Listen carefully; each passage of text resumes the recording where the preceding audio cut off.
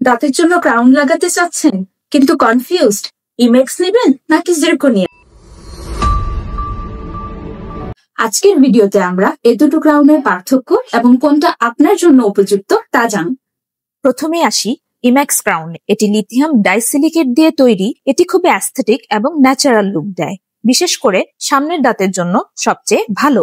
অন্যদিকে zirconia crown হলো অত্যন্ত শক্তিশালী। এটি টেকসই এবং দীর্ঘস্থায়ী। পেছনের দাঁতের জন্য উপযুক্ত, যেখানে বাইট ফোর্স বেশি। এটি বিভিন্ন শেডে পাওয়া যায়, তাই দেখতেও ন্যাচারাল লাগে। সংক্ষেপে বললে ইম্যাক্স সুন্দর, ন্যাচারাল লুক এবং সামনের দাঁতের জন্য সেরা।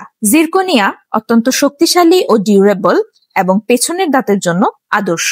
লেজার ডেন্টালে আমরা ডিজিটাল প্রযুক্তি ব্যবহার করে আপনার দাঁতের জন্য পারফেক্ট ক্রাউন নির্বাচন করে থাকি, যাতে আপনি পেতে পারেন একটি সুন্দর এবং আত্মবিশ্বাসী হাসি। আপনি কি ভাবছেন কোনটা আপনার জন্য ভালো, ইম্যাক্স নাকি জিরকোনিয়া? আজই আমাদের সাথে পরামর্শ করুন এবং আপনার দাঁতের যত্নের সঠিক সমাধান নিন।